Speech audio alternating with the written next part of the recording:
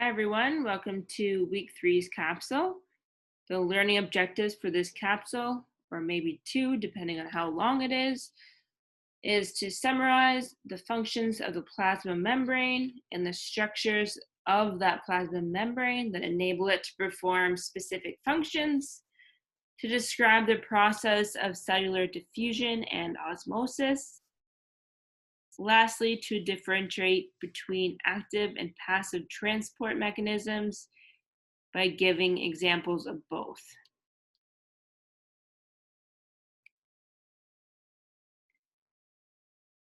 Now, part of this slide, or most of the slide, is review.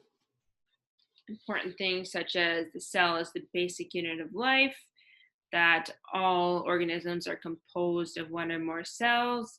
Cells can divide. This allows for the organism to grow and reproduce. This is all review. Cells are important. These 2 points also review, but for this capsule, they are going to be highlighted. The first one is that all cells have a plasma membrane. Yes, all cells, even bacterial cells, so the prokaryotes and eukaryotes, they all have a plasma membrane, not to be confused with a plant cell wall. It's not the same.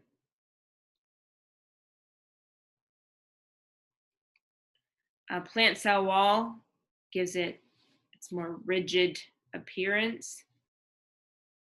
Plant cells have both a cell wall and a plasma membrane, but plant cell walls are not the same as a cell membrane. Cells vary in structure and function. That's also important. It's important through the whole course. Structure and function relationships. Here we're talking about the structure of the membranes. They're going to differ depending on the function of that cell.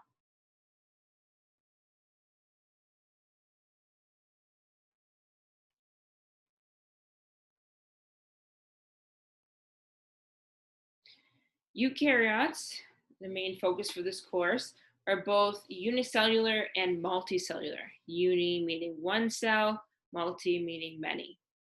If they are multicellular, those organisms will have many different cell types.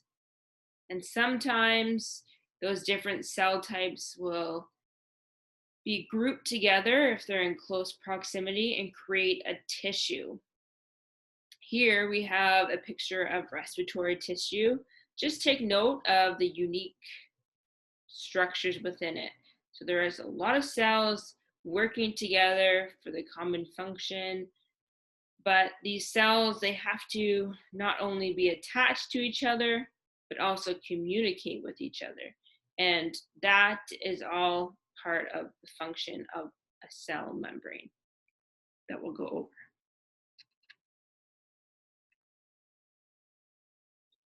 Just an outline of the cell plasma membrane's function.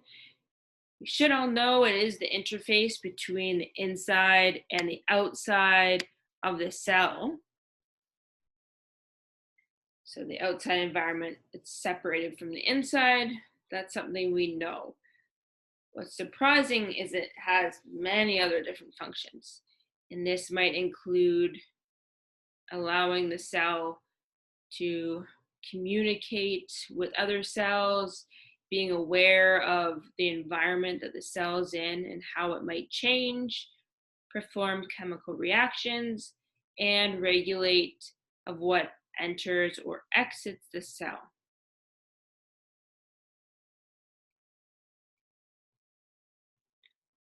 To begin with, we have to talk about the structure of the plasma cell membrane.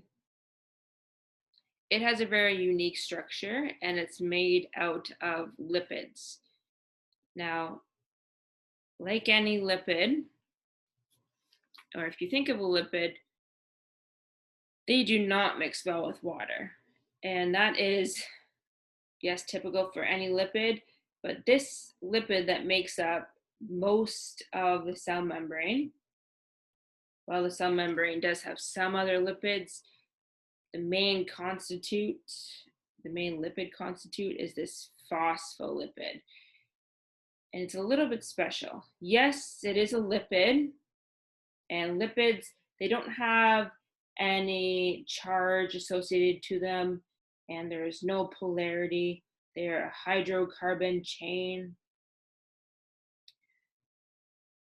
And like any other lipid, they're hydrophobic because of this, because they have no charge, they're not polar. Their tails are hydrophobic, so they fear water.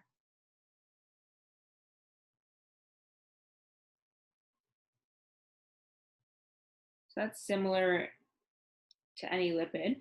What's special is the phospho part, the phosphate group that's added on to the head of the phospholipid. It's charged, it has a charge to it, so it's actually polar. And because of this, it does really well in water. It loves water. It's hydrophilic.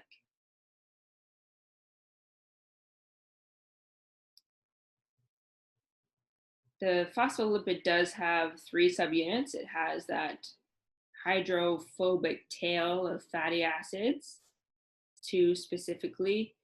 It has the head of a phosphate, and attached to that, or in between the backbone of this, is the glycerol, and that is an alcohol. So together, the glycerol and the phosphate, they make the polar water-loving head, and then the fatty acids make the tail. Usually they're depicted like this in a diagram to show the hydrophilic head and hydrophobic tail. Phospholipids are very special. They're amphipathic.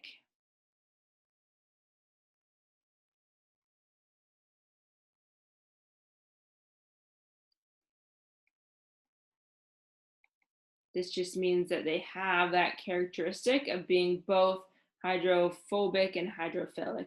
And this tells us a lot about why the structure of the cell membrane is how it is. Let's just take a look here at a little cross section. Here's a cell. Take a cross section of the membrane. It is a bilayer, meaning 2. And it's got 2 layers because of this characteristic here. All of the polar phosphate heads, they love water, so they always want to be near water. If it's the outside of the cell, that does have water in it.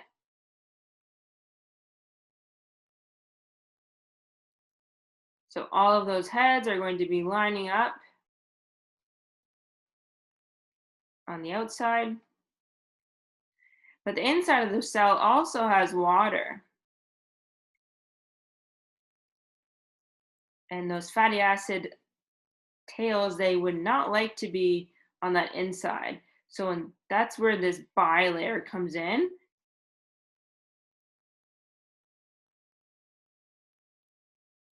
These phospholipids create this bilayer to keep the tails away from the water. They will never expose those hydrophobic tails. They're always going to keep this structure that they have. Now, there's one thing I wanted to note specifically about the tails. The tails, yes, they're fatty acids, but there's 2 types of fatty acids that we see. There is saturated, and that means that that hydrocarbon tail only has single carbon bonds. There's also unsaturated.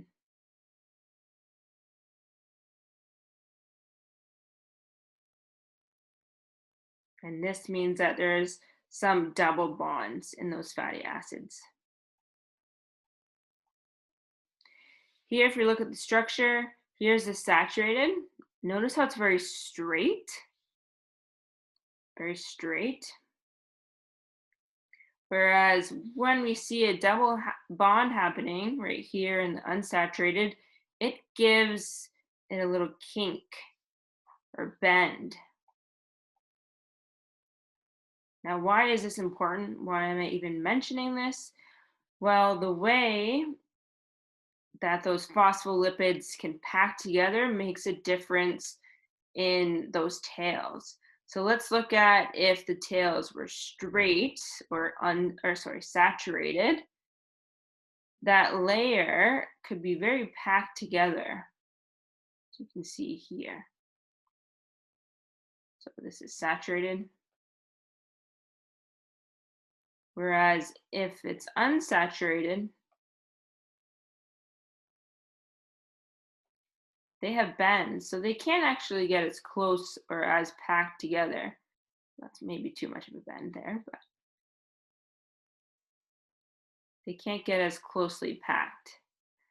Now, most membranes are made up of multiple or a mix, sorry, of saturated and unsaturated. But I just wanted to note, because in a few slides, we'll talk about advantages to having more saturated or more unsaturated.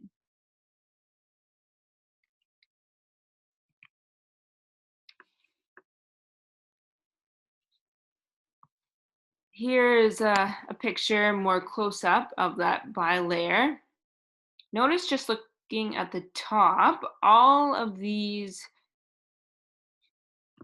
tops, the phosphate group of the lipid, they can float around, dance around each other, move around very easily, kind of just float. They're very fluid.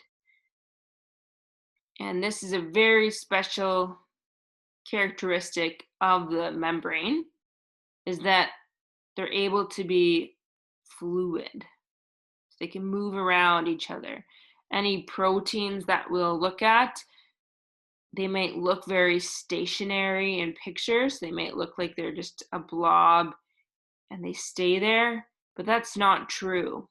Because the membrane is very fluid, these proteins will float around in the cell or on the cell's membrane. Why is it so important that the cell can have this fluidity to it? It's so that it's able to change its shape if it's needed, or it can move around if needed. Although it is fluid, this isn't always a beneficial thing. For example, if we think of lipids such as, I don't know, something that you would find in your fridge, butter. Okay, let's think about butter. In the fridge, when it's cold, you could take it out and it's very rock hard. It's very hard. Well, the same thing happens to that phospholipid bilayer. In the cold, it packs together very tight. It becomes very rigid, very unflexible. And this is not good. This makes it very easy to break, which would not be good. On the other side of the scale, if we left butter or lipid out in the sun, it's going to just become very soft. And the same thing happens here with that phospholipid bilayer. It becomes very more fluid, too fluid. Remember that we're trying, or the way it's laid out, it's trying to separate the outside from the inside. So when it becomes too fluid, they float away from each other. Well, that's going to let anything in the cell or out of the cell very easily. So this is not good. Too cold, easy to break. Too hot, it's too fluid. So how do we combat this? Or how do cell membranes combat this? They have special structures, a special lipid called cholesterol in them. And these are mixed throughout the phospholipid bilayer. They hold together those lipids so they don't just drift away from each other.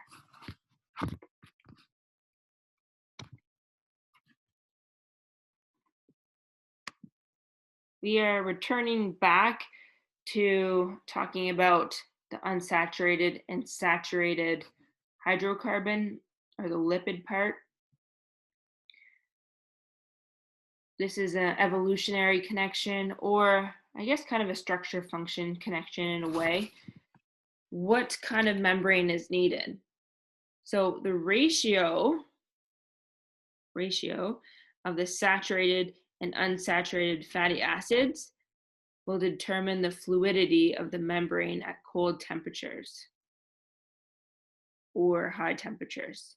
In low temperatures, so this means it's cold. Remember what happens when it's very cold, the membrane will pack together tightly and become very rigid.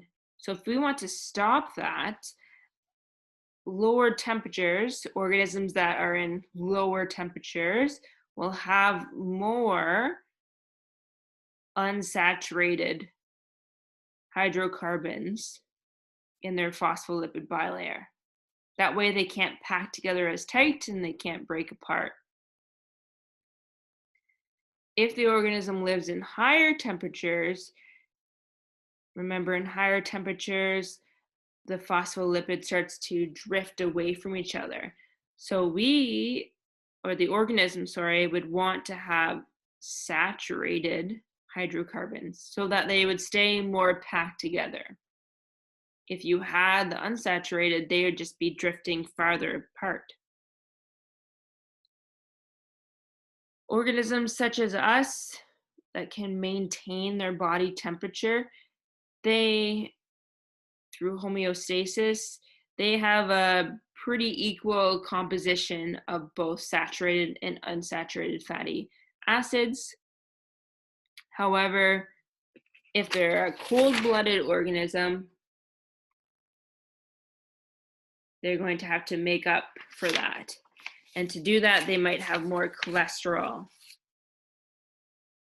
in their composition. So it keeps the membrane from drifting apart in hot temperatures.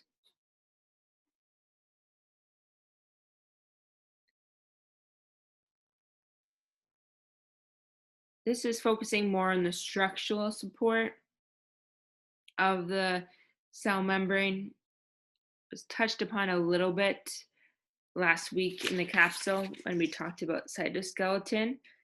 Well, the plasma membrane, which we can see here, is going to tie into the network of cytoskeleton. So you can see these braided kind of web-like just on the edges of that plasma membrane. You can see it here. This is actually, this is good. This is the plant cell wall. Here's the plasma membrane, so it's on the inner part. And then on the outside, you see the cytoskeleton of the plant cell wall. So two different structures. But overall, the cytoskeleton is just going to provide more shape. It's more so like the beams of a building that hold the cell. And then the actual roof or the walls, that would be more so that lipid bilayer.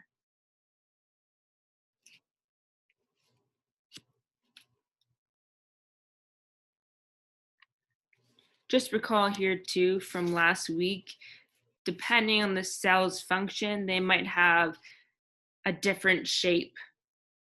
So they're going to have more cytoskeleton or perhaps less, or a different arrangement of that cytoskeleton depending on their function.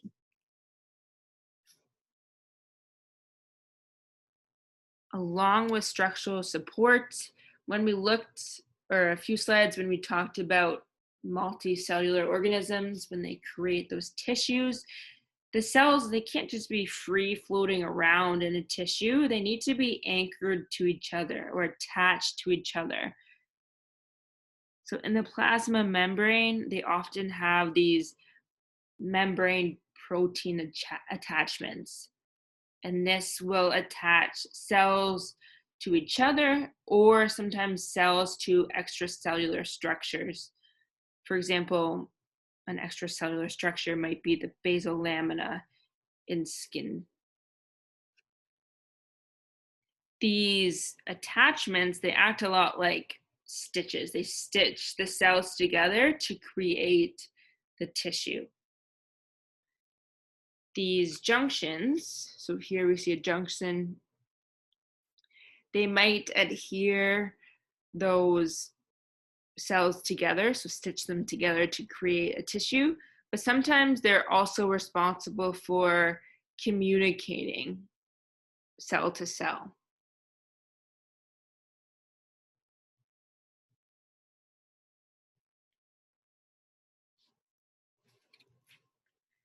We're moving on to the next function, which is sensitivity to the environment and performing chemical reactions. Remember that the plasma membrane is the interface between the inside of the cell and the extracellular environment. In this extracellular environment, it might change depending on where the cell is.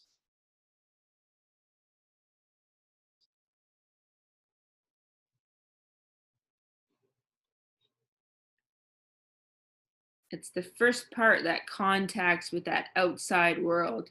It might be a cell in the digestive system that has the first encounter to what was digested, and it would have to tell the inside of the cell what's going on. The plasma membrane would.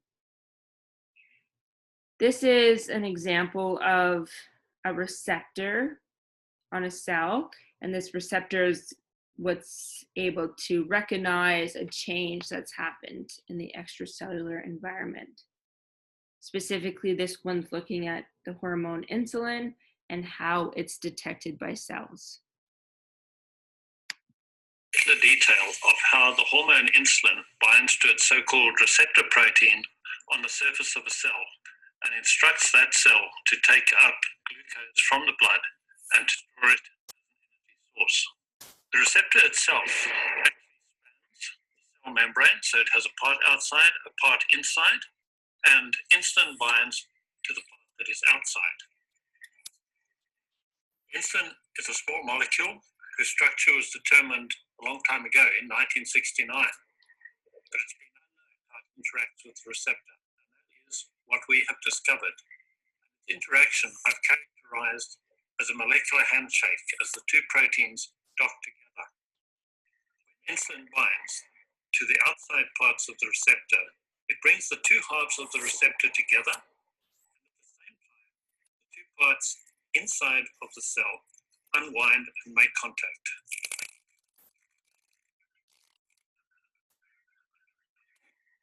two proteins then activate each other.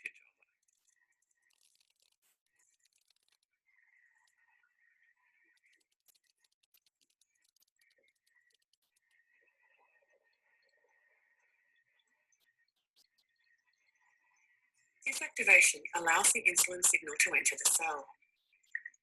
Specialized proteins interact with the activated receptor just below the cell surface.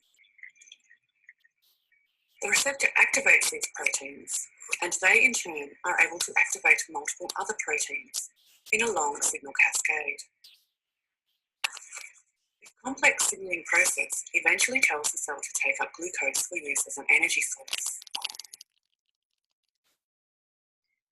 So notice within that video that the signal or the cell's outside environment had changed. The plasma membrane protein was a receptor for that change. So it noticed there was a change in that outside environment, and it had to transfer that message or communicate that message to the inside of the cell. The inside of the cell doesn't know what's going on until that receptor was able to transfer the message into the cell.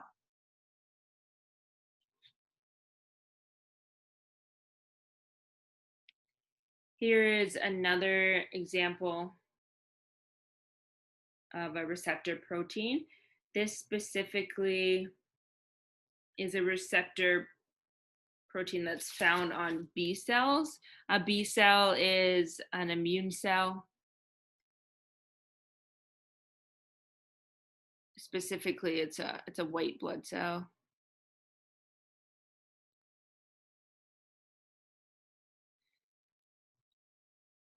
And it has very specific receptors. So on every B cell, these receptors might be different. They're very specific. And they specifically recognize an antigen or a pathogen. So every B cell would recognize a different pathogen or a different antigen. If the B cell is floating around, so here's a B cell, here's the receptor on its plasma membrane. It's floating around and it attaches to the pathogen or antigen that fits its receptor. So remember, it's very specific. But if it does lock on or recognize an antigen with its receptor, it's able to help the body through a cascade of reactions get rid of that pathogen. So once the receptor links onto it, this B cell would then go and make more of itself from memory, right? Because it noticed that it had that pathogen. So it makes more of itself with that same receptor. And it also makes a cell that releases antibodies.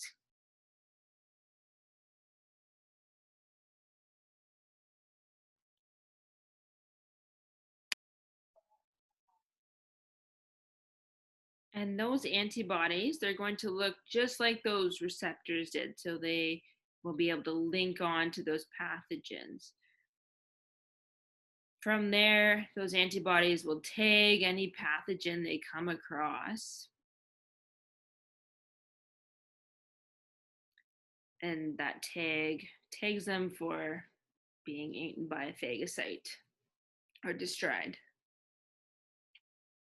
But what's important here is to see that receptor proteins are found in the plasma membrane. So they're also a function of the plasma membrane, is to be able to recognize what's going on in the environment, whether it be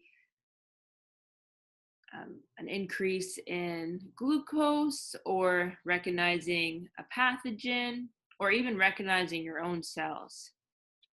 Receptors are all there for that. Moving on to the last function, and this is regulation of what enters or exits the cell. Because the hydrophobic tails don't associate with water, right? They're hydrophobic, they don't like water or charged molecules. That enables the membrane to be very selective. It gets to choose what goes through it. Few things can pass very freely. Lipid soluble, they can pass freely through the membrane, and some very small molecules. Ions and water soluble molecules cannot pass freely. If you're wondering what permeability is, that is how easily substances can go across a membrane.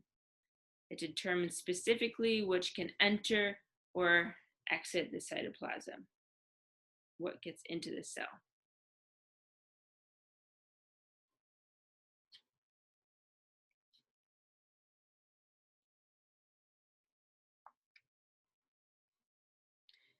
Only nonpolar molecules that are very small can pass through this membrane easily. A few examples of those are some of the molecules that are essential to life. So oxygen, very tiny. It can freely go in for cellular respiration. It has no issues, as well as getting rid of carbon dioxide. It is able to leave very easily. Something small and non-polar.